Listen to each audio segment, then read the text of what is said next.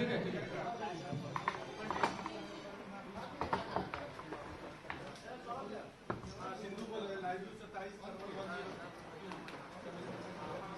शुरू करें? कनेक्ट हो रहा है, कनेक्ट हो रहा है। सबने बंद कर दिया। बोलिए ठीक। हाँ हाँ बता। ये कनेक्ट कर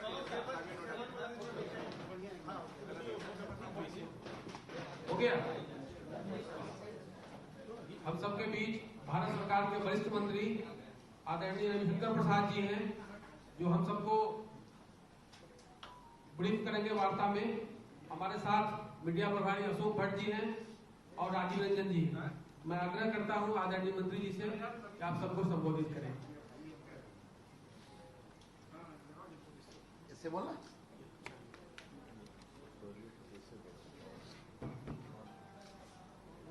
हेलो, आपको मेरी आवाज सुनाई पड़ रही है? मित्रों, ये एक राष्ट्रीय विषय पर बहुत ही महत्वपूर्ण प्रेस वार्ता है और सबसे पहले मैं आपसे क्षमा चाहता हूं कि मैंने आपको एक रविवार को डिस्टर्ब किया और आपको थोड़ा देर बैठना पड़ा क्योंकि प्रधानमंत्री जी का भाषण चल रहा था। मित्रों, ये विषय महाराष्ट्र की कहानी है, लेकिन जिसका असर पूरे देश की राजनीति पर है। इसलिए भारतीय जनता पार्टी की ओर से राष्ट्रीय स्तर की यह प्रेस कॉन्फ्रेंस पटना में है, क्योंकि मैं अपने क्षेत्र में आया था तो फिर यह निर्णय हुआ कि मैं पटना से ही प्रेस करूं। लेकिन ये बहुत ही इंपॉर्टेंट विषय है तो मैं आप लोग का संज्ञान चाहता हूं। मुंबई के पूर्व पुलिस कमिश्नर ने एक चिट्ठी लिखी है मुख्यमंत्री को, उप मुख्यमंत्री को और राज्यपाल जी को, जिसमें उन्होंने कहा है कि महाराष्ट्र सरकार के गृह मंत्री सचिन वाजे, जो कई वर्षों तक सस्पेंडेड थे और सीधा उनको क्राइम ब्रांच का असिस्टेंट इंस्पेक्टर बनाया गया, उनको उन्होंने कहा कि 100 करोड़ रुपए का हमें माहवारी बंदोबस्त करके दो। और इसलिए करके दो कि मुंबई में लगभग 1700 डांस बार हैं, रेस्टोरेंट हैं, तो इससे उगाही करोगे तो 40-50 करोड़ रुपए तो ऐसे ही आ जाएंगे अगर 2-3 लाख सबसे लोगे, और बाकी से तो व्यवस्था करो। इसको लेकर महाराष्ट्र में और देश में बहुत ही हंगामा मचा हुआ है। आज मैं बीजेपी ऑल इंडिया की स्तर से कुछ बहुत महत्वपूर्ण विषय उठाने जा रहा हूं। पहली बात यह बताएं कि सचिन वाजे सस्पेंडेड था। ये बहुत उनके खिलाफ आरोप है एक्सटॉर्शन के, बाकी सबसे अलग विषय। वर्षों तक वो सस्पेंडेड था। उसको कोरोना में अपॉइंट कराया गया वर्षों के बाद, और कहा गया कि क्योंकि कोरोना में पुलिस वाले बीमार पड़ रहे हैं इसलिए इनको लिया जा रहा है। बीजेपी की ओर से पहला सवाल यह है कि उनकी नियुक्ति किसके दबाव में की गई? Under whose pressure this Sachin Vaje, who is supposed to extort money, was reinstated? या शिवसेना का दबाव था, मुख्यमंत्री का दबाव था, या शरद पवार का भी दबाव था? यह हम पहली बात जानना चाहते हैं। बीजेपी का यह सवाल इसलिए भी जरूरी है कि सदन के अंदर और सदन के बाहर सचिन वाजे के रोल को डिफेंड किया गया, आपने सुना होगा। Both the chief minister, there party organ सामना and other NCP leaders have defended the appointment of Sachin Vaje. तो जिस व्यक्ति को वहां का होम मिनिस्टर कह रहा है कि तुम्हें 100 करोड़ की वसूली करानी है, जिसका रिकॉर्ड बहुत ही गड़बड़ है, जो वर्षों तक सस्पेंडेड में रहा, 2008 से शिवसेना का मेंबर है, उसको क्यों रिइंस्टेट किया गया? तो बहुत बड़ा दबाव होगा ना। ये मुझे पहला सवाल करना है। दूसरा सवाल करना है, थोड़े आज मैं चुभते हुए सवाल उठा रहा हूं। The second question I would like to ask is on behalf of BJP, what is the role of Sharad Pawar? Sharad Pawar ji वरिष्ठ नेता हैं, लेकिन उनकी भूमिका पर भी बहुत गंभीर संदेह उठ रहे हैं। परमवीर ने, एक्स पुलिस कमिश्नर ने कहा है कि मैं शरद पवार को भी ब्रीफ करता था। क्या ब्रीफिंग होती थी? शरद पवार तो सरकार के अंग नहीं है, आपको मालूम है। शरद पवार ठीक है, बड़े नेता हैं, लेकिन वो कोई गवर्नमेंट के पार्ट नहीं है। तो एक पुलिस कमिश्नर उनको ब्रीफ कर रहा था, और ये भी ब्रीफ किया कि पैसे मांगे जा रहे हैं। तो शरद पवार इतने बड़े नेता, उन्होंने कार्रवाई क्या की? आपको मालूम है ना, 100 करोड़ रुपए का उगाही करना एक्सटॉर्शन होता है। एक्सटॉर्शन एक अपराध है। Extortion is an offence. तो अगर शरद पवार को वो ब्रीफ कर रहे हैं तो दो सवाल उठते हैं। पहला सवाल, किस कैपेसिटी में ब्रीफ कर रहे हैं शरद पवार को, जो कि सरकार के पार्ट नहीं है? और दूसरा, अगर इतने गंभीर आरोप के बारे में ब्रीफ कर रहे हैं तो शरद पवार जी ने अपने स्तर पर क्या कार्रवाई की इसको रोकने की, इस अपराध की छानबीन की? The conspicuous silence of Sharad Pawar after being briefed by the former police commissioner raises a lot of questions. Sharad Pawar की खामोशी बहुत गंभीर सवाल उठाती है।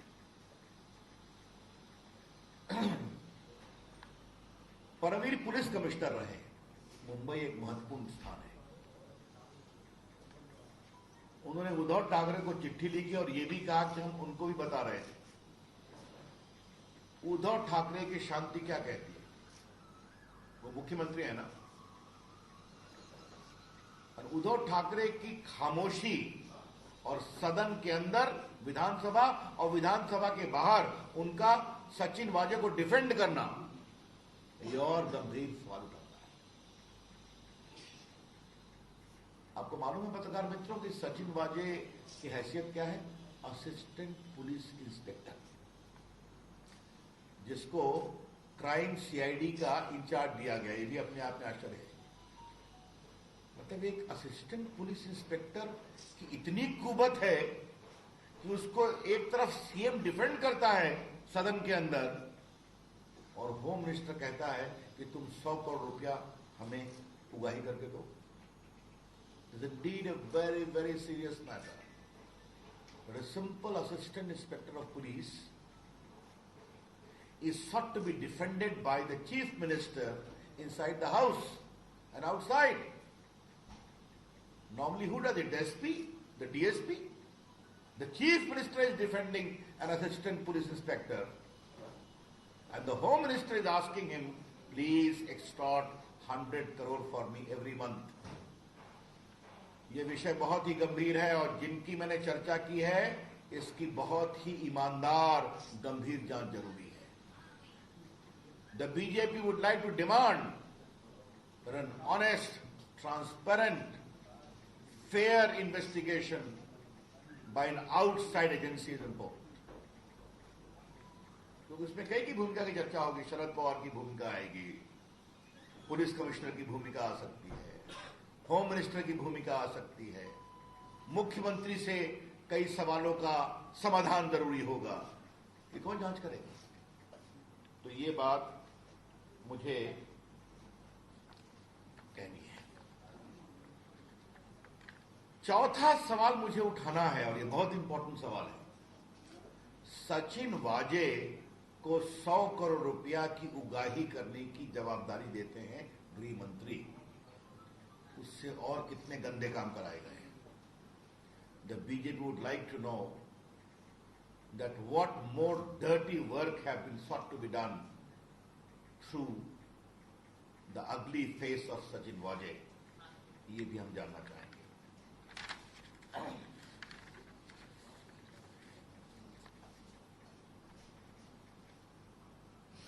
ये बात मैं इसलिए कह रहा हूं कि मेरे भी देश की राजनीति में थोड़ा समय हो गया। अटल जी की सरकार में मंत्री रहा हूं, अभी मंत्री हूं, लगभग 20 वर्ष से सांसद हूं। मैंने आज तक नहीं देखा कि एक असिस्टेंट पुलिस इंस्पेक्टर को सीएम डिफेंड करे। आज तक नहीं देखा, हिंदुस्तान में कहीं नहीं देखा मैंने। तो फिर एक सवाल उठाऊंगा, what was the compulsion to defend Sachin Vaze? Sachin वाजे को बचाने की क्या मजबूरी थी? सचिन वाजे के पेट में क्या क्या सीक्रेट है? What are the secrets locked in the stomach of Sachin Vaze? ये हम जरूर जानना चाहेंगे। क्योंकि देखिए, इस बात को समझा जाए, एक असिस्टेंट इंस्पेक्टर जो वर्षों तक सस्पेंडेड रहा, उसने कई लोगों को मारा है, वो अलग विषय, छोड़िए उसको, मैं कुछ नहीं बोलूंगा, वो अलग जांच का विषय है। 2008 में वो शिवसेना में आता है, 8 या 9 में।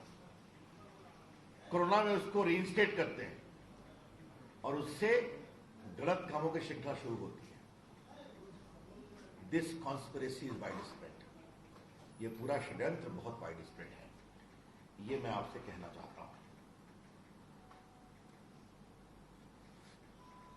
ये हमारी आशंका है कि पूरी महाराष्ट्र सरकार सचिन वाजे को बचाती है, क्योंकि उसके अंदर बहुत राज है। From the surrounding suspicious circumstances we can legitimately make an inference that a lot of dark secrets lie embedded with Mr. Sachin Waje. And therefore, the entire administration, political level, bureaucratic level, is seeking to protect him. अब जरा मुझे ये बताइए कि जो गृह मंत्री पर आरोप लगा है, जो एनसीपी के हैं ना, तो ये वसूली अपने लिए कर रहे थे कि अपनी पार्टी एनसीपी के लिए कर रहे थे, या पूरे सरकार के लिए कर रहे थे? ये बहुत गंभीर सवाल है। 100 करोड़ रुपया हर महीने उगाही करने का आदेश देना और ये भी कहना 1700 रेस्टोरेंट है, बार है, उससे इकट्ठा करो, 40-50 करोड़ तो आ ही जाएगा, 2-3 लाख मांगोगे सबसे। तो देशमुख जी स्वयं अपने लिए कर रहे थे कि पार्टी के लिए कर रहे थे? इस पर शरद पवार को जवाब देना पड़ेगा और उद्धव ठाकरे को भी बताना पड़ेगा। ये छोटा विषय नहीं है, ये भ्रष्टाचार का एक बहुत ही गंभीर मामला है और मैं मीडिया के लोगों से विनम्रता से आग्रह करूंगा इस विषय की गंभीरता को समझा जाए।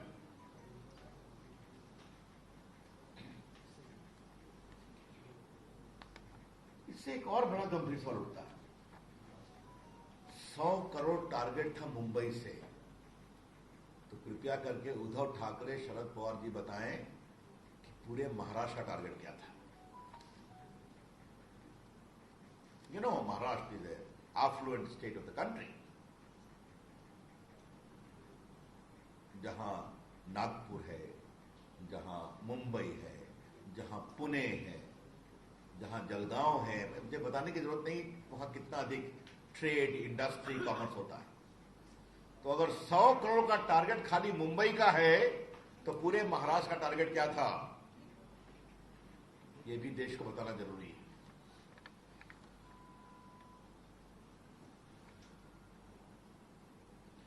और अगर एक मंत्री का टारगेट यह था, तो बाकी मंत्रियों का टारगेट क्या था?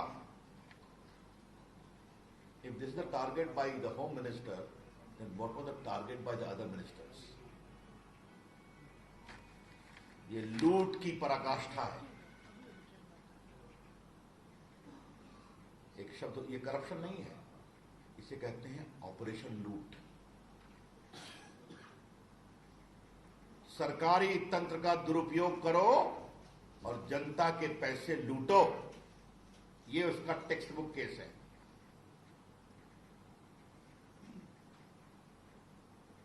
आज एक सवाल मुझे उद्धव ठाकरे से भी पूछना है। आप बाला साहब ठाकरे के पुत्र हैं ना, जिन्होंने जय महाराष्ट्र बताया था, और मैं उनकी बड़ी इज्जत करता हूं, संघर्ष के आदमी थे। एक तो आपने बेईमानी की सरकार बनाई सिर्फ कुर्सी के लिए, तो अपने पिताजी के गरिमा पर क्या चोट पहुंचा रहे हैं आप? जय महाराष्ट्र, जहां आप मुख्यमंत्री हैं, वहां करोड़ रुपए की लूट हो रही है। यह सवाल सिर्फ अनिल देशमुख गृह मंत्री के इस्तीफे का नहीं है। उद्धव ठाकरे की सरकार अपना पूरा नैतिक अधिकार शासन करने का खो चुकी है। The BJP would like to emphasize that this is not a case of simple Anil Deshmukh, the Home Minister, but all the questions which I have raised based upon evidence alleged by the Police Commissioner. It is a textbook case where Mr. Uddhav Thackeray's government has lost the moral authority to govern and remain in office even for a day.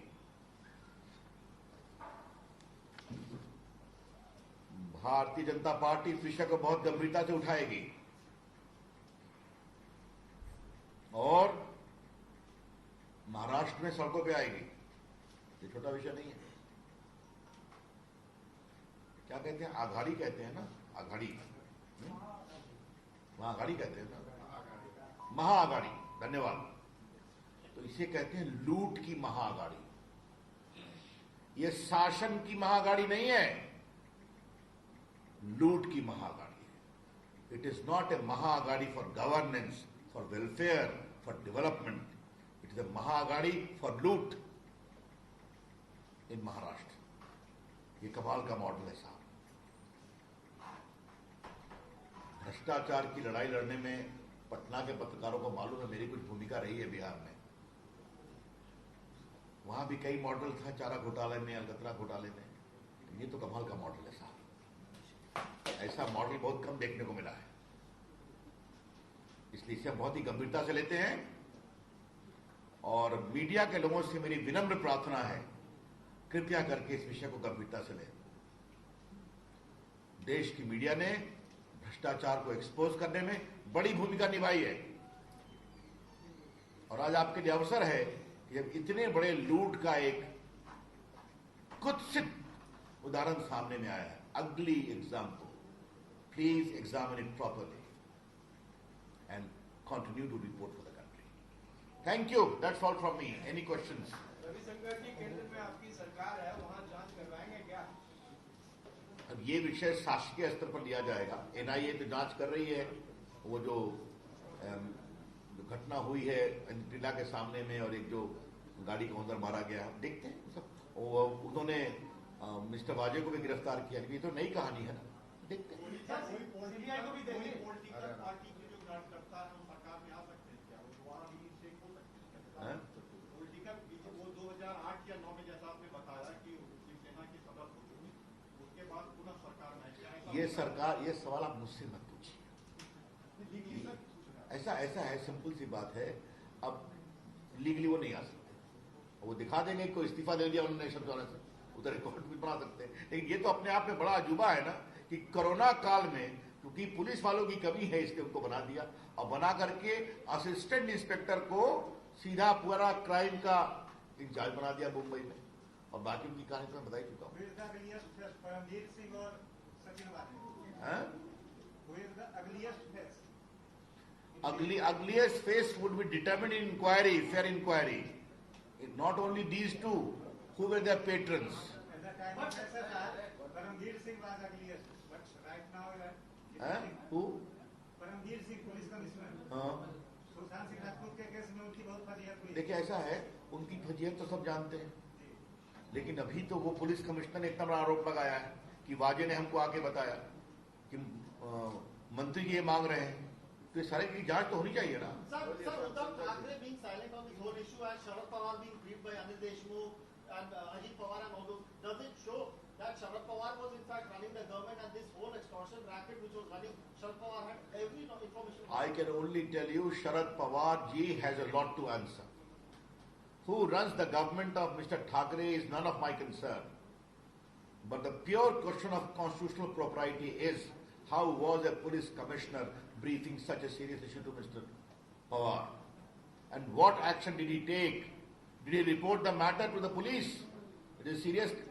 These are questions.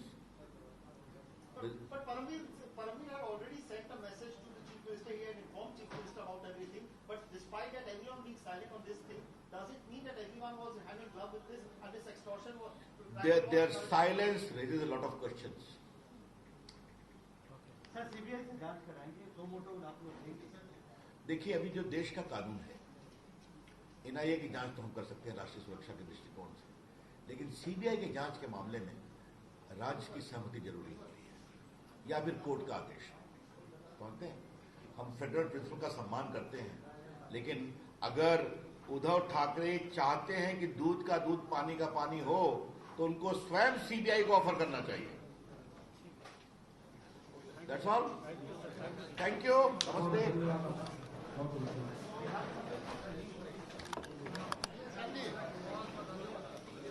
जमा रखा है। अच्छा भाई, नमस्ते। Sorry once again, please.